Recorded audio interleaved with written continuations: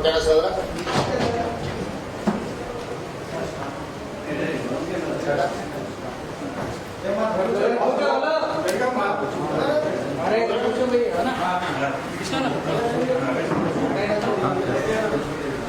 Media మిత్రులకు నమస్కారం.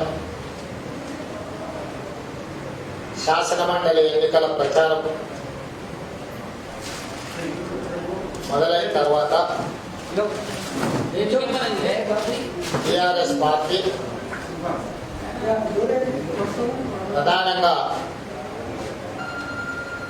IT శాఖ మంత్రి కేటీఆర్ గారు వివిధ అంశాలను లేవనెత్తడం జరిగింది. అందులో ప్రధానంగా ఐటీఐఆర్ కేంద్ర ప్రభుత్వం అనుమతులు రద్దు చేసింది, తెలంగాణకు తీరని అన్యాయం జరిగిందని చెప్పి 2021 ఇప్పుడు రాసింది లేక ప్రధానంగా ఇన్ఫర్మేషన్ టెక్నాలజీ ఇన్వెస్ట్మెంట్ రీజియన్ ని 2013 యూపీఏ ప్రభుత్వం, యూపీఏ చైర్పర్సన్ శ్రీమతి సోనియా గాంధీ గారు, మన్మోహన్ సింగ్ గారు ప్రధానమంత్రి ఉన్నప్పుడు హైదరాబాద్ కి గెజెట్ నోటిఫై చేయడం ద్వారా మంజూరు చేయడం జరిగింది. ఈ ఐటీఐఆర్ కారిడార్ని 2008 ఐటీపీఎస్ పాలసీ కింద తెలంగాణ రాష్ట్రాన్ని అభివృద్ధి పథం వైపు నడిపించడానికి ప్రపంచ దేశాలలో ఉన్న ఐటీ కంపెనీలలో పెట్టుబడులు పెట్టే సంస్థలను ఆకర్షించడానికి తెలంగాణ రాష్ట్రంలో ప్రధానంగా ఈ ఐటీఐఆర్ కారిడార్ ద్వారా 2,19,000 కోట్ల రూపాయల ఇన్వెస్ట్మెంట్ ఆకర్షించడానికి అవసరమైన అక్కడ వసతులు ఏర్పాటు చేసి ఈ ఇన్వెస్ట్మెంట్ తీసుకొస్తే 15 లక్షల ప్రత్యక్ష ఉద్యోగాలు, 55 లక్షల పరోక్ష ఉద్యోగ అవకాశాలు కల్పించడానికి అవకాశం ఉండే. దీనికి సంబంధించి ఆనాటి ఉమ్మడి రాష్ట్రంలో డీటెయిల్ ప్రాజెక్టు రిపోర్టు ద్వారా తేల్చింది ఏంటంటే 13,000 కోట్ల రూపాయలు పెట్టి దీనికి సంబంధించిన మౌలిక వసతులు ఏర్పాటు చేస్తే 2,19,000 కోట్ల రూపాయల పెట్టుబడులను ఆకర్షించి తద్వారా 15 లక్షల మందికి ప్రత్యక్ష ఉద్యోగాలు, 55 లక్షల మందికి పరోక్ష ఉద్యోగాలు ఇవ్వడానికి అవకాశం ఉంది అని చెప్పింది. ఆ తర్వాత తెలంగాణ రాష్ట్రం ఏర్పడ్డది. తెలంగాణ రాష్ట్రం ఏర్పడ్డ తర్వాత దీన్ని వేగంగా ముందుకు తీసుకెళ్లాల్సిన టిఆర్ఎస్ ప్రభుత్వం ఏమాత్రం పట్టించుకోక, కేంద్ర ప్రభుత్వానికి ప్రతిపాదనలు పంపక, కేంద్ర ప్రభుత్వం అడిగిన సమాచారాన్ని ఇవ్వక ఈ రోజు తెలంగాణ రాష్ట్రంలో దాదాపుగా 2,20,000 కోట్ల రూపాయల పెట్టుబడులను పోగొట్టడమే కాకుండా ప్రత్యక్షంగా 15 లక్షల ఉద్యోగాలు, పరోక్షంగా 55 లక్షల ఉద్యోగాలు, అంటే మొత్తము 70 లక్షల మందికి ప్రత్యక్ష పరోక్షంగా ఉద్యోగ అవకాశాలు కల్పించాల్సిన అవకాశాన్ని చేతుల రాష్ట్ర ప్రభుత్వము కేటీఆర్ యొక్క అసమర్థత వల్ల ఇది జారవిడుచుకోవడం జరిగింది. దీనికి సంబంధించి కొత్త ప్రభాకర్ రెడ్డి టిఆర్ఎస్ ఎంపీ పార్లమెంటులో స్పష్టంగా కేంద్ర ప్రభుత్వాన్ని ప్రశ్నించడం జరిగింది. జూలై 3, 2019 నాడు ఇచ్చిన సమాధానంలో స్పష్టంగా minister of information and technology, electronics and communication మంత్రి గారు ఇచ్చిన పార్లమెంట్కి ఇచ్చిన సమాధానం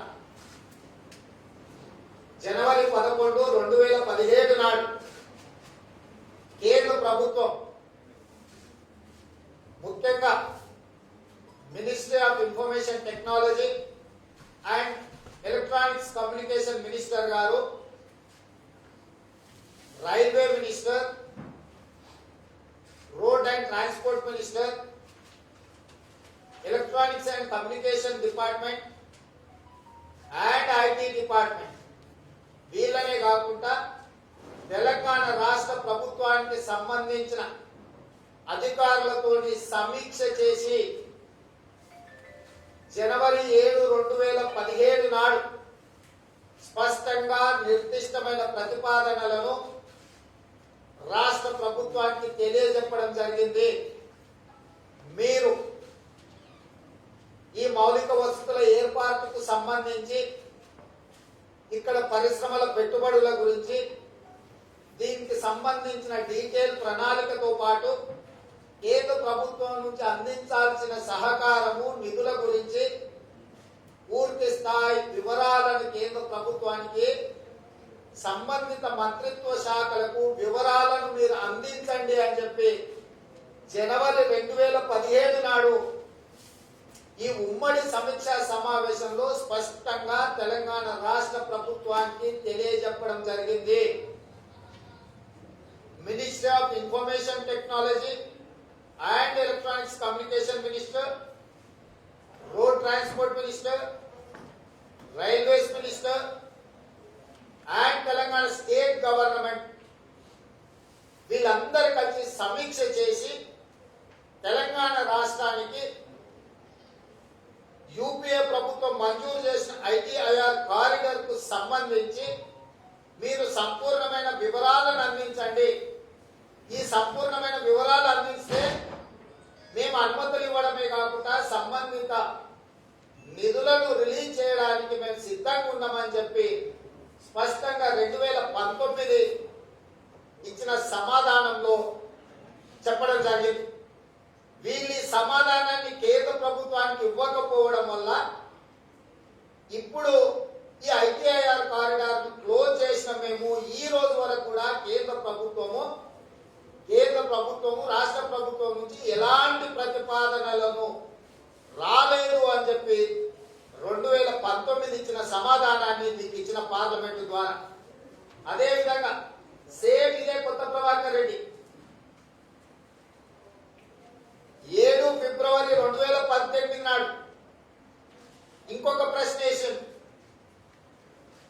రాష్ట్ర ప్రభుత్వం మీకేమైనా నూతన ప్రతిపాదనలు ఐటీఐఆర్ కారిడార్ కు సంబంధించి రిప్రజెంటేషన్స్ కానీ ఏమైనా ప్రతిపాదనలు కానీ ఇచ్చిందా?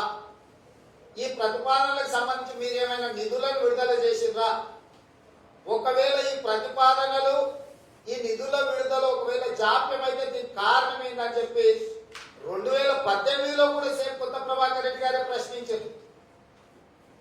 అప్పుడు కేంద్ర ప్రభుత్వము మేము ఎలాంటి ప్రతిపాదనలు రాష్ట్ర ప్రభుత్వం నుంచి రాలేదు, రాష్ట్ర ప్రభుత్వం ఎలాంటి ప్రతిపాదనలు ఇవ్వకపోవడం వల్ల ఈ ఐటీఐఆర్ పాలసీని క్లోజ్ చేసినామని చెప్పి స్పష్టంగా 2018 ఫిబ్రవరి 7 తారీఖు నాడు సమాధానం ఇచ్చిండ్రు. అంటే ఇక్కడ తెలంగాణ సమాజం చూడాల్సింది మీడియా మిత్రులకు 2018 పార్లమెంటులో ఇచ్చిన సమాధానాన్ని, అదేవిధంగా 2019లో పార్లమెంట్లో ఇచ్చిన సమాధానాన్ని. ఈ రెండు ప్రశ్నలు అడిగింది టిఆర్ఎస్ పార్లమెంట్ సభ్యుడు కొత్త ప్రభాకర్ రెడ్డి గారు అడిగారు. కొత్త ప్రభాకర్ రెడ్డి గారికి కేంద్ర ప్రభుత్వము ఇన్ఫర్మేషన్ టెక్నాలజీ మంత్రిత్వ శాఖ పార్లమెంటు ద్వారా నిర్దిష్టమైన సమాధానాన్ని ఇచ్చింది. ఈ సమాధానంలో ఉన్న అంశం ఏంటంటే 2017 నాడు జనవరిలో కేంద్ర ప్రభుత్వ శాఖలు మంత్రిత్వ శాఖలు రాష్ట్ర ప్రభుత్వంతో సమీక్ష సమావేశాన్ని ఏర్పాటు చేసి అన్ని రకాల వివరాలతో కూడుకున్న డిపిఆర్ మీరు మాకు సబ్మిట్ చేయండి అని చెప్పి జనవరి 2017 నాడే కేంద్ర ప్రభుత్వం నిర్దిష్టమైన ఆదేశాలను రాష్ట్ర ప్రభుత్వానికి ఇవ్వడం జరిగింది. 2017 జనవరిలో కేంద్ర ప్రభుత్వం అడిగిన సమాచారాన్ని రాష్ట్ర ప్రభుత్వం ఇవ్వకపోవడం వల్ల కనీసం రిప్రజెంటేషన్స్ కూడా డిపిఆర్ సంగతి పక్కన పెట్టారు. ఐటీఐఆర్ కారిడార్ తెలంగాణ రాష్ట్రానికి హైదరాబాద్ కు మంజూరు అయ్యింది. దీన్ని ముందుకు తీసుకెళ్లడానికి అవసరమైన నిధులు విడుదల చేయండి, దీని అభివృద్ధికి సంబంధించిన అనుమతులు ఇవ్వండి పెట్టుబడుల కోసం పెట్టుబడులు పెట్టే సంస్థలతోని మాకు సంప్రదింపులు ఏర్పాటు చేసి తెలంగాణకు పెట్టుబడులను పెట్టించండి అని కూడా ఎలాంటి లేఖ రాయలేదు, డీటెయిల్ ప్రాజెక్ట్ రిపోర్ట్ ఇవ్వలేదు, ఎలాంటి సమాచారాన్ని మాకు ఇవ్వలేదు అని చెప్పి కేంద్ర ప్రభుత్వం చెబుతూ 2018లోనే టిఆర్ఎస్ ఎంపీ గారికి పార్లమెంట్ ద్వారా సమాధానం ఇచ్చింది. ఇవాళ 2021 శాసన మండలి ఎన్నికల సందర్భంగా కేటీఆర్ గారు అంటున్నారు, కేంద్ర ప్రభుత్వం తెలంగాణ రాష్ట్రానికి మంజూరైన ఐటీఐఆర్ కారిడార్ను రద్దు చేయడం ద్వారా లక్షలాది ఉద్యోగాలు కోల్పోయినాం, లక్షల కోట్ల రూపాయల పెట్టుబడులు కోల్పోయినాం. దీనికి కారణం నరేంద్ర మోడీ ప్రధానమంత్రి కేంద్ర ప్రభుత్వం నిర్లక్ష్యం వల్ల, తెలంగాణ మీద వివక్ష చూపడం వల్ల, తెలంగాణ రాష్ట్రానికి పెట్టుబడులు ఇవ్వకపోవడం వల్ల ఈ రోజు ఐటీఐఆర్ కారిడార్ కోల్పోయినామని చెప్పి కేటీఆర్ గారు లేఖ రాసిండు.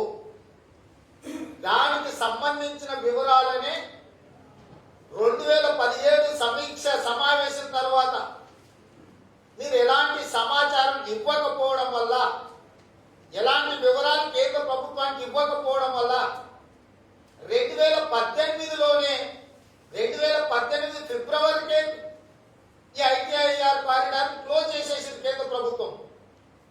2018 ఫిబ్రవరి నుంచి 2021 మార్చి వరకు 3 సంవత్సరాలు మెదలకుండా ఇంట్లో పండుకొని ఈ రోజు శాసన మండలి ఎన్నికల సందర్భంగా రాష్ట్ర ప్రభుత్వం ఉద్యోగాలు ఇవ్వకుండా నిరుద్యోగులను మోసం చేసిన చర్చ జరిగినప్పుడు రాష్ట్ర ప్రభుత్వం తప్పించుకోవడానికి, చర్చను తప్పుదోవ పట్టించడానికి ఈ నెపాన్ని కేంద్ర ప్రభుత్వం మీద నెట్టుతున్నారు.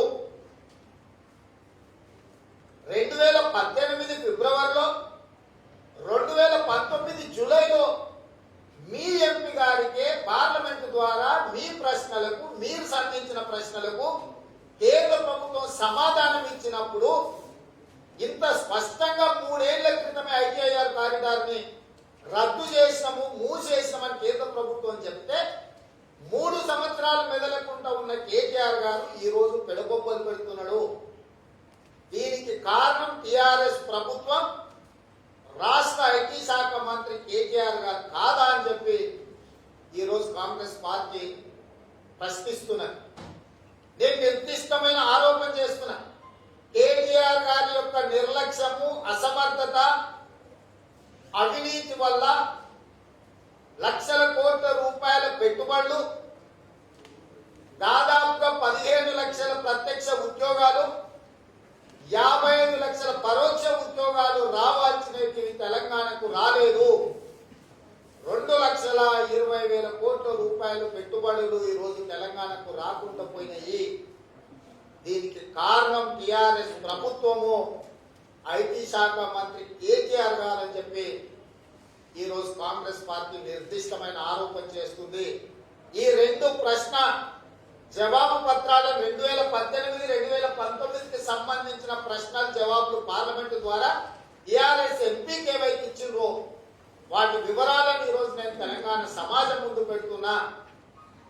ఎవరైతే పట్టభద్రులు ఉన్నారో, ఎవరైతే రేపు 14 రోజు నిరుద్యోగులుగా ఉండి ఓటు హక్కును వినియోగించుకోబోతున్నారో, ఈ రోజు మీకు ఉద్యోగాలు రాకపోవడానికి ఐటీ పరిశ్రమలలో నిపుణులైన వాళ్ళు రోడ్ల మీద తిరగడానికి పరోక్షంగా 55 లక్షల మందికి ఉద్యోగ అవకాశాలు కల్పించడానికి అవకాశం ఐటీఐఆర్ మూతపడడానికి కేటీఆర్ఏ కారణము.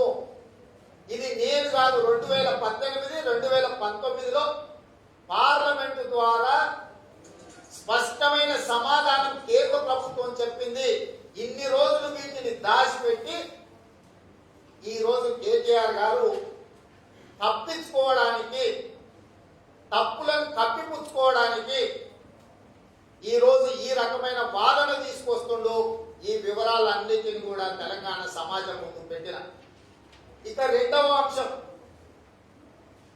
అలీబాబా 60 దొంగలు తయారైంది తెలంగాణలో. దీంట్లో అలీబాబా కేటీఆర్, అరడజన్ దొంగలాల సోమేష్ కుమార్, అరవింద్ కుమార్, జయేష్ రంజన్, లోకేష్ కుమార్, టిఎస్ఐఐసి ఎండి వెంకట్ నరసింహారెడ్డి, కేటీఆర్ ఫ్రెండ్ శ్రీధర్. ఈ 6 మంది కేటీఆర్ యొక్క ముఠాగా ఏర్పడి ఒకనాడు కాంగ్రెస్ పార్టీ అధికారంలో ఉన్నప్పుడు APIIC, Andhra Pradesh industrial infrastructure corporation ని ఏర్పాటు చేసి హెచ్ఎండిఏ ద్వారా హైదరాబాద్ మెట్రో డెవలప్మెంట్ అథారిటీని ఏర్పాటు చేసి ఉద్యోగ అవకాశాల కోసము, ఉపాధిని పెంపొందించడానికి, నిరుద్యోగ యువతకు ఉద్యోగాలు ఇవ్వడానికి, రాష్ట్ర ప్రభుత్వంలో పెట్టుబడులను ఆకర్షించి ఆదాయాన్ని పెంచడానికి ఎల్బీ నగర్ నుంచి మొదలు పెడితే పటాన్ చెరువు వరకు, నాచారం కావచ్చు, బాలానగర్ కావచ్చు, జీడిమెట్ల కావచ్చు, రామచంద్రాపురం కావచ్చు, పటాన్ చెరువు వరకు వేలాది ఎకరాల భూములను రైతుల నుంచి సేకరించి పరిశ్రమలు పెట్టడానికి వాళ్ళకి అనుమతులు ఇవ్వడం జరిగింది. తక్కువ ధరకు వాళ్ళకి భూములు ఇచ్చి వాళ్ళు ఉపాధి కల్పిస్తున్నారని వాళ్ళకి భూ కేటాయింపులు జరిగినాయి. ఈ భూములను అన్నింటిని కూడా హైదరాబాద్ నగరం ఆనాడు కేటాయించినప్పుడు ఇవన్నీ హైదరాబాద్ నగర శివార్లు. ఈరోజు నగరం విస్తరించడంతో అక్కడ మొత్తం కాలనీలు వచ్చినాయి. కాలనీలు వచ్చినప్పుడు సబ్సిడీ ధరల మీద తక్కువ ధరలకు పరిశ్రమలు పెడుతున్నారని పరిశ్రమలను ప్రోత్సహించడానికి వేలాది ఎకరాల భూములు ప్రైవేట్ పెట్టుబడిదారులకు భూములు కేటాయించి అక్కడ పరిశ్రమలు స్థాపించడం వల్ల ఈరోజు ఆ ప్రాంతం అంతా రెసిడెన్షియల్ కాలనీస్ రావడంతో కాలుష్యం వస్తుంది. కాలుష్యాన్ని తగ్గించడానికి, కాలనీలలో ఉన్న కాలుష్య పరిశ్రమలను సిటీ బయటకు తరలించడానికి ఈ పరిశ్రమలకు అన్నింటి కూడా 2015లో ఒక జీవో ఇచ్చి ఒక వెసులుబాటు ఇచ్చింది. పరిశ్రమల కోసం రాష్ట్ర ప్రభుత్వం కేటాయించిన భూములను ఇక్కడ ఉండే కాలుష్యాన్ని వెదజల్లే పరిశ్రమలను నగర శివార్లు ఇతర ప్రాంతాలకు తరలిస్తే ఈ భూములలో ఐటీ కంపెనీలు ఆఫీసులు కట్టుకోవడానికి అనుమతిస్తామని చెప్పి ప్రభుత్వం ఒక విధానపరమైన నిర్ణయం తీసుకున్నది. అంటే ఈ నిర్ణయం ఏంటంటే, ఒకప్పుడు ఉద్యోగాల కోసం పరిశ్రమలు ఎట్లయితే పెట్టిందో ఈ పరిశ్రమలు కాలుష్య పరిశ్రమలు కాలనీలకు వచ్చినాయి కాబట్టి వీటిని ఊరు బయటకు తరలించుకుంటే ఇక్కడ మీకున్న ఆనాడు అక్కువకు సరిపోకు కేటాయించిన భూములు ఇవాళ కోట్ల రూపాయలకి ఎకరాలకు ఉన్నాయి కాబట్టి ఇందులో మీరు ఐటీ పరిశ్రమలు పెట్టుకుంటే భూ బదలాయింపు చేస్తామని చెప్పి జీవో తీసుకొచ్చింది. దాంట్లో భాగంగా చాలా మంది పరిశ్రమల వాళ్ళు ఈ భూములను ఐటీ కంపెనీలకు అమ్ముకున్నారు. ఐటీ కంపెనీలను పెడితే మళ్ళీ వేలాది మంది ఐటీ నిపుణులకు ఉద్యోగాలు వస్తాయనేది ప్రభుత్వం యొక్క ఉద్దేశం. పరిశ్రమల నుంచి భూ వినియోగ మార్పిడి ఐటీ కంపెనీలకు వచ్చి ఇప్పుడు ఈ ఐటీ కంపెనీలను మొత్తాన్ని అపార్ట్మెంట్ల కింద మారుస్తున్నారు. ప్రధానమైన ఆనాడు పరిశ్రమల కోసం కేటాయించిన భూసేకరణ, పరిశ్రమల కోసం పేద రైతుల నుంచి భూములు తీసుకొని పరిశ్రమలు పెట్టి ఉపాధి ఉద్యోగాలు కల్పించడానికి తీసుకున్న భూములను కాలుష్యం పేరు మీద మొదట వాటిని తరలించారు. ఈ భూములను ఐటీ కంపెనీల కింద మార్చుకోవడానికి అనుమతించారు. ఐటీ కంపెనీల అనుమతి వచ్చిన తర్వాత కంప్లీట్ గా రియల్ ఎస్టేట్ ఏజెంట్లతో కుమ్ముక్కై ఒక ముఠాగా ఏర్పడి వీటిని ఇప్పుడు అపార్ట్మెంట్స్ కింద కన్వర్ట్ చేస్తున్నారు. ఎవ్రీడే ఒక పరిశ్రమకు నోటీస్ ఇవ్వడం, ఐటీ కంపెనీల కింద మార్చడం, ఐటీ నుంచి రెసిడెన్షియల్ అపార్ట్మెంట్స్ కింద మార్చి ఐటీ కంపెనీ పరిశ్రమల భూముల విలువల్ని అక్కువ సరిపోకు కేటీఆర్ ముఠా కొనుక్కొని వాటిని భూ వినియోగ మార్పిడి చేయడం ద్వారా 30 ఫ్లోర్లు ఒక్కొక్క ఎకరాకు 3 లక్షల నుంచి 5 లక్షల స్క్వేర్ ఫీట్ అపార్ట్మెంట్స్ అనుమతులు ఇచ్చి హై డెన్సిటీ పాపులేషన్ ఉన్న దగ్గర ఒక 25 ఎకరాలు భూమి ఉన్నదంటే 1.5 స్క్వేర్ ఫీట్ అంటే ఒక పెద్ద ఊరికి ఒక 25 ఎకరాలలో కట్టేస్తూ 40 ఫ్లోర్లు 30 ఫ్లోర్ల అపార్ట్మెంట్లకు అనుమతి ఇచ్చి దీనికి కొద్ది మంది అధికారులను ఒక ముఠా ఏర్పాటు చేసింది కేటీఆర్. దాంట్లో Kumar, Arvind Kumar, JS Ranjan, Lokesh Kumar municipal commissioner, Venkat Narasimha Reddy TS IIC MD, ఆయన ఫ్రెండ్ ఒక ఆయన శ్రీధర్,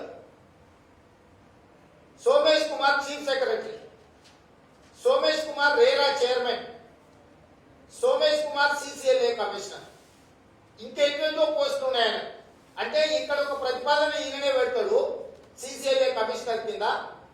రేరా చైర్మన్ అక్కడ పోయి కూర్చొని ఆ టేబుల్ ఇవతల టేబుల్ కూర్చొని ఇది పెడతాడు, అవతల కూర్చొని అది సంతకం పెడతాడు. ప్రతిపాదన ఈయనే పెడతాడు సిసిఎల్ఏ కమిషనర్ గా. రేరా చైర్మన్ ఆయన్ని అనుమతిస్తాడు. అరవింద్ కుమార్ హెచ్ఎండిఏ కమిషనర్ గా ఒక ప్రతిపాదన పెడతాడు. ఎంయూడి ప్రిన్సిపల్ సెక్రటరీగా దాన్ని ఆమోదిస్తాడు. జేఎస్ రంజన్ టిఎస్ఐఐసి ప్రిన్సిపల్ సెక్రటరీకి ఒక ప్రతిపాదన పంపిస్తాడు. ఇంకో పోస్ట్ కూర్చొని దానికి అనుమతిస్తాడు. లోకేష్ కుమార్ ఇవన్నీ తీసుకొని రెసిడెన్షియల్ కింద మారిపోయిన వాటికి ఏ నియమ నిబంధనలకు సంబంధం లేకుండా కేటీఆర్ చెప్పిన వాళ్ళకు 30 ఫ్లోర్లు ఎకరాకు 3.5 లక్షల నుంచి 5 లక్షల స్క్వేర్ ఫీట్ అనుమతులు ఇచ్చేస్తుంది. వీటందరినీ ఈ ముఠాన్ని కోఆర్డినేట్ చేయడానికి మెంబర్ సెక్రటరీగా శ్రీధరన్ కేటీఆర్ ఫ్రెండ్ పెట్టుకున్నాడు. అలీబాబా కేటీఆర్ ఈ అరడజన్ దొంగలు కలిసి ఆనాడు ఏ ఉద్దేశంతోనైతే పరిశ్రమల కోసం కేటాయించిన భూములను చాకచక్యంగా ఐటీ పరిశ్రమల కింద మారుస్తున్నామని చెప్పి మొదట కన్వర్ట్ చేసుకుని ఐటీ పరిశ్రమల పేరు మీద అనుమతులు తెచ్చుకున్న వాటిని రెసిడెన్షియల్ అపార్ట్మెంట్స్ కింద మార్చి బెంగళూరులో ఉన్న పెద్ద పెద్ద రియల్ ఎస్టేట్ కంపెనీలను ఇక్కడికి రప్పించి ఇక్కడ ఉన్న కేటీఆర్ మిత్రులతోని కొన్ని రియల్ ఎస్టేట్ సంస్థలను ఏర్పాటు చేసి వందలాది ఎకరాల భూములను ఆనాడు పరిశ్రమల కోసం కేటాయించిన వాటిని ఎల్బీ నగర్ లో ఉన్న ఒక పెద్ద కంపెనీ నుంచి మొదలుపెట్ట పటాన్ చెరువులో ఉన్న పెద్ద పెద్ద కంపెనీల వరకు నాచారము, జీడిమెట్ల, బాల్నగరు ఈ పారిశ్రామిక వాడలలో ఉన్న ఒక్కొక్క పరిశ్రమకు కేటాయించిన 50 ఎకరాలు, 100 ఎకరాలు, 40 ఎకరాలు, 30 ఎకరాలను మొత్తం మామూలుగా దండుపాలెం పూట సినిమా చూసి ఉంటారు. దండుపాలెం పొద్దుట పూట పోయి రెక్కి చేసుకొస్తారు. అడుక్కునే వాళ్ళలాగా, ఇళ్లలో పనిచేసే వాళ్ళలాగా ఖాళీలు అన్ని తిరిగి ఏ ఇళ్లలో దొంగతనం చేయొచ్చో దండుపాలెం పూట గుర్తిస్తుంది. గుర్తించిన తర్వాత రాత్రికి వచ్చి దాడి చేసి దారుణంగా హతమార్చి అన్ని కొనుక్కోతుంటారు. ఈ దండుపాలెం పూట టిఎస్ఐఐసి ద్వారా, హెచ్ఎండిఏ ద్వారా ఈ 50-60 సంవత్సరాల కాలంలో కేటాయించిన భూములు, పెద్ద పెద్ద భూముల వివరాలు తీసుకొని ఇప్పుడు ఆ పరిశ్రమలు కాలుష్యం ఉన్నాయి కాబట్టి వాటిని మూసేయని నోటీస్ ఇచ్చి ఆ పరిశ్రమలను ఊరిపైకి తరలించమని చెప్పి ఆ పరిశ్రమల మీద ఒత్తిడి తెచ్చి ఆ పరిశ్రమలు తరలించాల్సిన సందర్భం వచ్చినప్పుడు ఇంకొక ఆయన పోయి నేను భూమి కొనుక్కుంటా నాకు అగోసాకోకి అని ఇంకొక ఆయన పోయి వాళ్ళ దగ్గర ఒక ఒప్పందం చేసుకొని దాన్ని ఇక్కడికి వచ్చేసి పరిశ్రమల నుంచి ఐటీ పరిశ్రమ మారుస్తున్నామని చెప్పి మొదటి స్టేజ్, ఐటీ పరిశ్రమ నుంచి అపార్ట్మెంట్స్ మారుస్తున్నామని రెండో స్టేజ్. అప్పుడు బెంగళూరుకు సంబంధించిన రియల్ ఎస్టేట్ కంపెనీలను పిలిపించి అనుమతుల నుంచి భూ వినియోగ మార్పిడి, భూమి కొనుగోలు, భూ వినియోగ మార్పిడి, ఇందులో అనుమతులు ఇవన్నీ మేమే సింగిల్ విండో కింద పైలట్ చేస్తామని చెప్పి శ్రీధర్ అనేవాడు వస్తాడు. వీటన్నిటికీగా అంటే దొంగలు తీసుకొచ్చిన దాన్ని అమ్మకానికి ఒకడు ఉన్నాడు. వీళ్ళు ఆ కాకి సినిమాలో మొత్తం అంతా వాళ్ళు ముఠా దొంగతనాలు చేసుకొచ్చినాక అమ్ముకొచ్చేటోడు ఒకడు ఉంటాడు. గిర్దావర్ వాడు ప్రభుత్వ ఉద్యోగం ఉంటాగా మొత్తం వాళ్ళ జాతి అంతా కలిసి దొంగతనాలు చేసుకొచ్చిన వాటిని అమ్మనికి.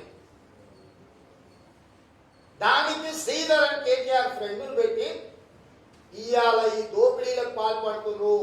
ఎందుకు ఈ సందర్భంగా చెప్తున్న ఈ అంశాన్ని అని అంటే ఉద్యోగ అవకాశాలు కొత్తవి కల్పించకపోతే కల్పించకపోయారు. గతంలోనే ఉద్యోగాలు కల్పిస్తారని పరిశ్రమల కోసం కేటాయించిన భూములను కంపెనీలను ఎత్తేపించి ఉద్యోగాలు రద్దు చేయించి భూ వినియోగ మార్పిడి చేసి ఆనాడు రైతుల నుంచి తక్కువ తీసుకొని ఉద్యోగాలు కల్పిస్తున్న భూములను ఇవాళ రియల్ ఎస్టేట్ కంపెనీలకు తెగ నమ్ముకుంటున్నారు వీళ్ళు. తద్వారా కూడా వేలాది మంది ఉద్యోగస్తులు రోడ్డు మీద పడుతున్నారు. ఈ కేటీఆర్, సోమేష్ కుమార్, అరవింద్ కుమార్, జేఎస్ రంజన్, లోకేష్ కుమార్, వెంకట్ నరసింహారెడ్డి, శ్రీధర్ ఈ అలీబాబా అరడజన్ దొంగలు కలిసి ఈ పరిశ్రమల కోసం కేటాయించిన భూములను రియల్ ఎస్టేట్ కంపెనీలకు తెగ నమ్ముకుంటుండ్రు. కాగితాలు పెట్టేది, దరఖాస్తు పెట్టేది వీళ్ళే, అనుమతించేది వీళ్ళే. నేను సూటిగా అడుగుతున్నా, ఇంతమంది ఐఏఎస్ ఆఫీసర్లు ఉన్నప్పుడు సోమేష్ కుమార్ గారు సిసిఎల్ఏ కమిషనర్ ఉంటాడు, చీఫ్ సెక్రటరీ ఉంటాడు, రేరా చైర్మన్ అనేది office of profit. RERA chairman అనేది అటానమస్ బాడీ. అటానమస్ బాడీలో చైర్మన్ ఉన్నందుకు ఇంకే ఉద్యోగం ఉండొద్దు. సోమేష్ కుమార్ అన్నాడు Andhra Pradesh IAS officer, non Telangana cadre. Non Telangana cadre officer ని స్టేట్ హెడ్ గా పెట్టడానికి లేదు. Just is on stay. Tag పోయి స్టే తెచ్చుకొని ఆయన కంటే 8 మంది సీనియర్లు ఉన్నా వాళ్ళని కాదని ఆయన సర్వీస్ లో 7 సంవత్సరాలు ఉద్యోగం వదిలేసి బయటికి డెప్యుటేషన్ పోయి ఆయన సర్వీస్ లో 7 సంవత్సరాలు ఉద్యోగమే చేయలేదు. ఈ 7 సంవత్సరాలు తొలగిస్తే ఆయన ప్రిన్సిపల్ సెక్రటరీ క్యాడర్ కూడా హోదా రాదు. అలాంటి సోమేష్ కుమార్ ను ఈ దుర్మార్గాలన్నీ చేయడానికి చీఫ్ సెక్రటరీగా, రేరా చైర్మన్ గా, సిసిఎల్ఏ కమిషనర్ గా, ఇంకా రకరకాల పోస్టులు, జిఎస్టీ ఇంకేవేవో పోస్టులు, ఆయన చాలా పోస్టులు ఉన్నాయి. సేమ్ అరవింద్ కుమార్ కూడా హెచ్ఎండిఏ కమిషనర్ ఉంటాడు, ఎంయూడి ప్రిన్సిపల్ సెక్రటరీగా ఉంటాడు. జేఎస్ రంజన్ ఒక 4 పోస్టులు. ఇట్లా కొద్ది మందిని అధికారులను ఒక ముఠాగా ఏర్పాటు చేసి కేటీఆర్ ఈ రాష్ట్రాన్ని వేలాది కోట్ల రూపాయలను కొల్లగొడుతున్నాడు. లక్షలాది ఉద్యోగాలు కల్పించి పరిశ్రమలు ఏర్పాటు చేయడం కోసం కేటాయించిన భూములను ఎల్బీ నగర్ పరిశ్రమల నుంచి మొదలు పెట్ట పటాన్ చెరువు వరకు ఈ మధ్యలో పారిశ్రామిక వాడలలో ఉన్న భూములను అన్నింటిని కూడా భూ వినియోగ మార్పిడిని తనకు అనుకూలంగా మార్చుకొని ఆ కంపెనీలు ఒత్తిడి తీసుకొచ్చి అకోసకో కొనుక్కొని వాటిని అన్నిటి కూడా బెంగళూరు రియల్ ఎస్టేట్ సంస్థలకు అమ్ముతున్నారు. వాటి వివరాలు అన్నింటిని కూడా తొందరలో బయట పెట్టా. ఎందుకు ఈ సందర్భంగా చెప్తున్నా అంటే ఐటీఐఆర్ అనే పరిశ్రమ కేటీఆర్ గారి నిర్లక్ష్యం వల్ల, కేంద్ర ప్రభుత్వానికి ఎలాంటి ప్రతిపాదనలు ఇవ్వకపోవడం వల్ల ఇవాళ ఐటీఐఆర్ రద్దయింది. ఇప్పటి వరకు కేటీఆర్ ఏదైతే వాదన చేస్తుందో కేంద్ర ప్రభుత్వం మోసం చేసింది, వంచింది, లేకపోతే కేంద్ర ప్రభుత్వం అనుమతులు ఇవ్వలేదు అనేది అయితే చెప్పిండో అది 100% తప్పు. 2018 ఫిబ్రవరిలో కొత్త ప్రభాకర్ రెడ్డి గారికి ఇచ్చిన సమాధానాన్ని, అదేవిధంగా 2019 జూలైలో అదే కొత్త ప్రభాకర్ రెడ్డి గారికి పార్లమెంట్ లో ఇచ్చిన 2 సమాధాన పత్రాలను మీడియా మిత్రులకు నేను ఇచ్చిన కేటీఆర్ యొక్క దొంగ అని అరిచినట్టుగా చేసిన తప్పిదాలను కప్పిపుచ్చుకోవడానికి నిరుద్యోగ యువత నిలదీస్తున్నది. ఆ నిరుద్యోగ యువత నిలదీస్తుంటే తప్పించుకోవడానికి తప్పుడు వాదనలు తీసుకొచ్చి ప్రజల్ని మభ్యపెడుతుండు. కాబట్టి ఈరోజు రాష్ట్ర ప్రభుత్వాన్ని, కేంద్ర ప్రభుత్వాన్ని నిలదీయాలంటే ఈ శాసన మండలి ఎన్నికలలో కాంగ్రెస్ పార్టీని గెలిపించాలి. ఈ రోజు ఉన్న అభ్యర్థులను చూడండి.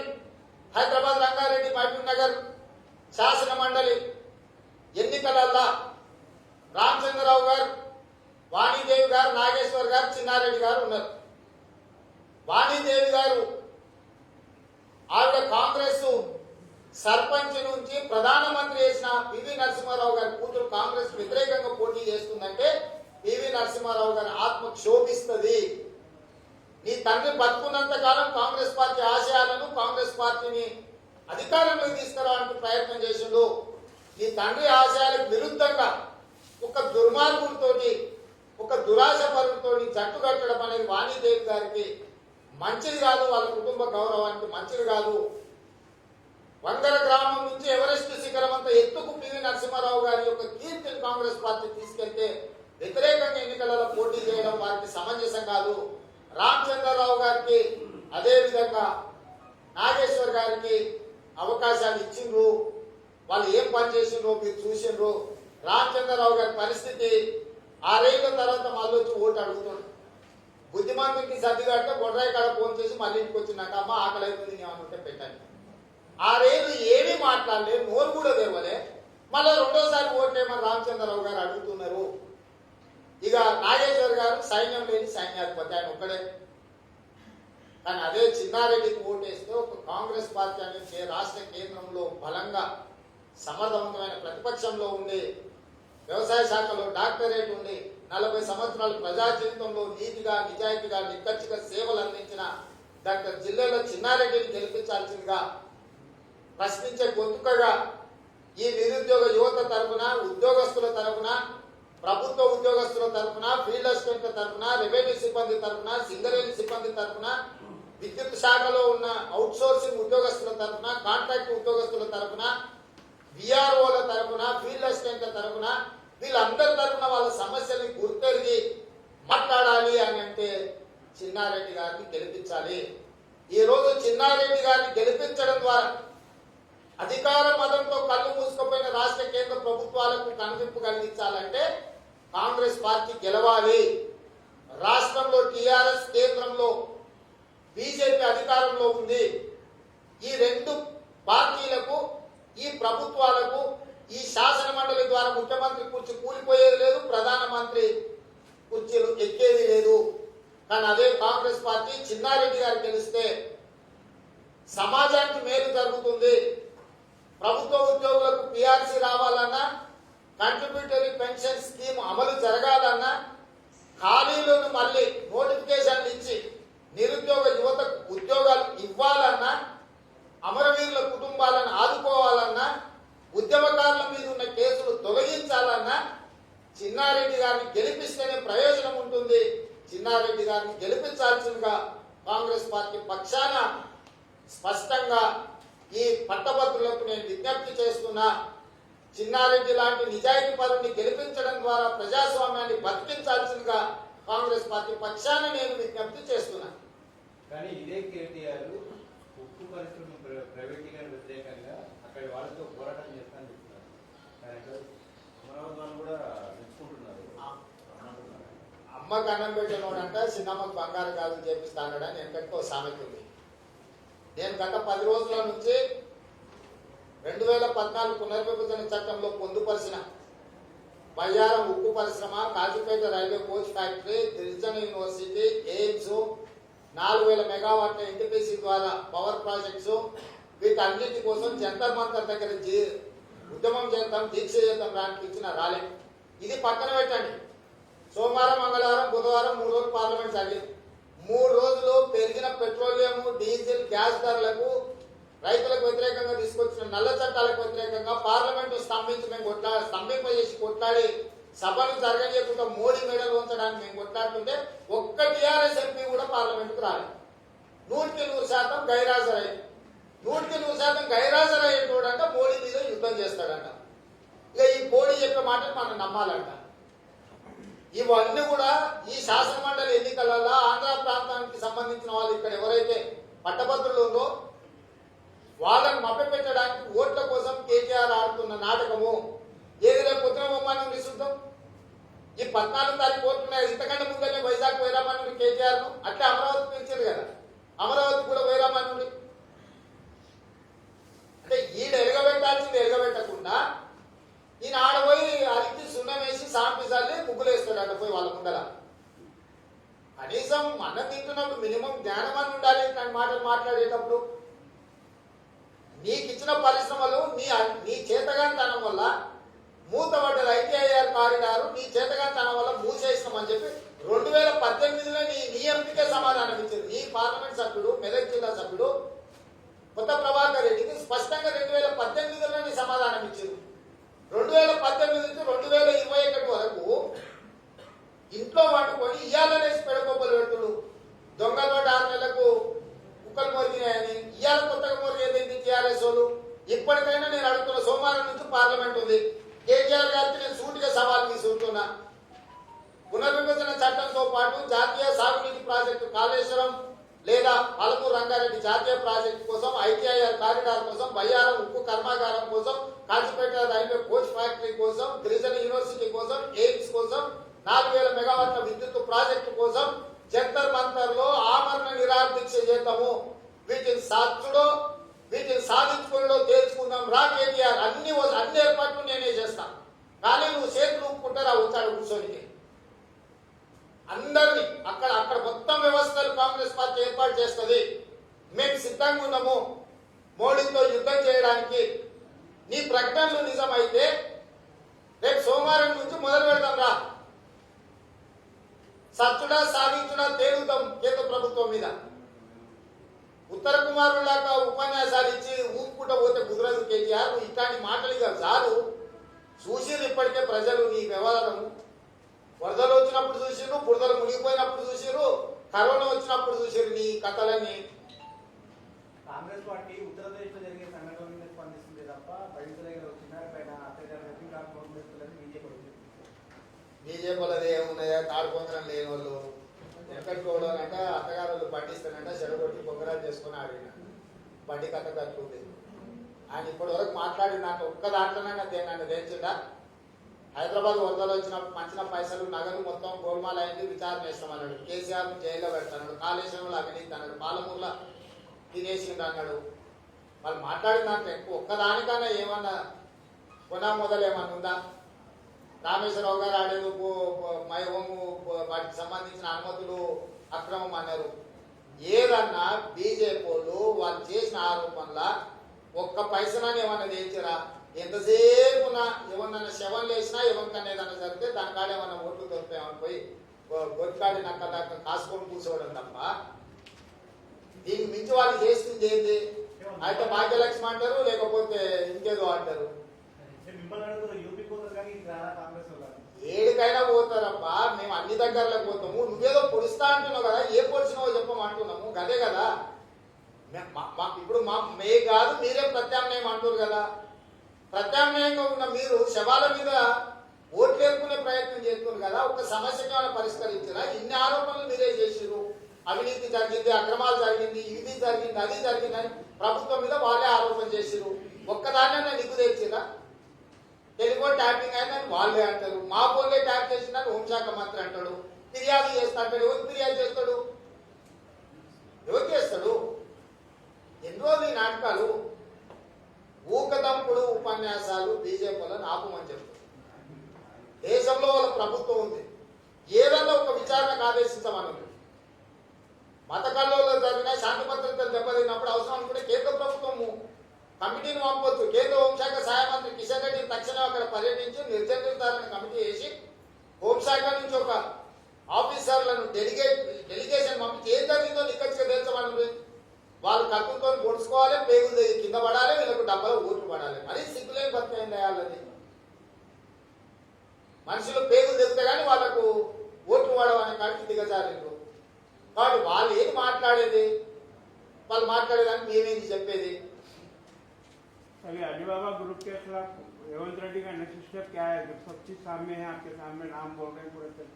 हाँ, इसके बारे में अभी कारोबार शुरू करूंगा मैं इसीलिए ये कहना चाहता हूँ, अब इस मौके पे सिलसिला में जो चुनाव हो रहा है, ये चुनाव के समय पे केटीआर साहब ये कह रहा है ITIR कॉरिडोर का बीजेपी के वजह से, एक सरकार की वजह से हमको मंजूर नहीं हुए, हमको नुकसान हो गए बोल के जो केटीआर साहब ने कह रहा है वो सरासर गलत है। 2018 में उत्तर प्रभाकर रेड्डी TRS MP ने सवाल उठाए तो वहीं सरासर दिखाया। 2017 में रिव्यू मीटिंग लगाए, डिटेल प्रोजेक्ट रिपोर्ट मांगे, आपको कितने पैसे होना है, क्या करना है, डिटेल प्रोजेक्ट रिपोर्ट देने के लिए कहा तो मिनिस्ट्री ऑफ इन्वेस्टमेंट वो IT and electronic and communication ministry और रेलवेज एंड ट्रांसपोर्ट मिनिस्टर सब मिला के तेलंगाना सरकार से बातचीत किए तो आज के तारीख में भी वो कोई डिटेल प्रोजेक्ट दिया नहीं। इसके वजह से ITIR कॉरिडोर खत्म हो गए।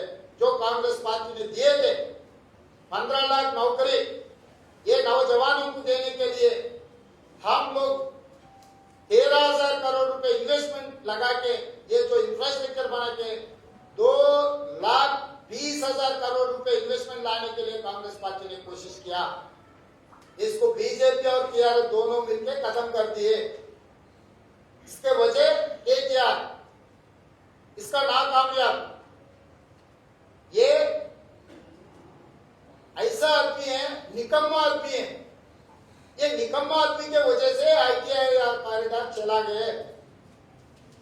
और दूसरे हाथ में ये 50 साल से जो हैदराबाद शहर में आसपास में जो इंडस्ट्रीज लगा के नौजवानों को नौकरी देने के लिए हजारों एकड़ों में उन लोगों को जगह अलॉट किए।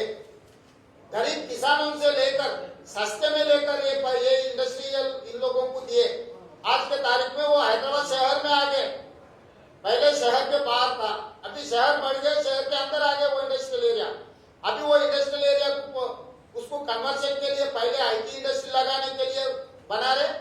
आईटी से लेके अपार्टमेंट्स को बनाने के लिए परमिशन दे रहा है। ये पूरा सीधा सीधा इंडस्ट्रीज को बंद कर देके सस्ते में खरीद लेके रियल एस्टेट कंपनियों को बेचने का काम केटीआर ने शुरू किया। केटीआर और उनके साथ अलीबाबा, हरडजन चोरा मिलके सोमेश कुमार, अरविंद कुमार, जयेश रंजन, लोकेश कुमार, वेंकट नरसिम्हा रेड्डी और केटीआर का दोस्त श्रीधर, ये 6 लोग इकट्ठा होके केटीआर के लीडरशिप में तेलंगाना को, हैदराबाद शहर को लूटना काम शुरू कर दिए। ये लूटने के बारे में कहां कितने कितने एकड़ों का इंडस्ट्रियल ये जगह लेकर इन लोगों अपार्टमेंट्स बनाने के लिए जहां जहां परमिशन दिए, इसका पूरा ये सब लोग तेलंगाना आम जनता को मैं बोलूंगा, सब तैयारी कर रहा हूं। मसाला तैयार हो रहा है, मसाला झमके लगाऊंगा। Thank you.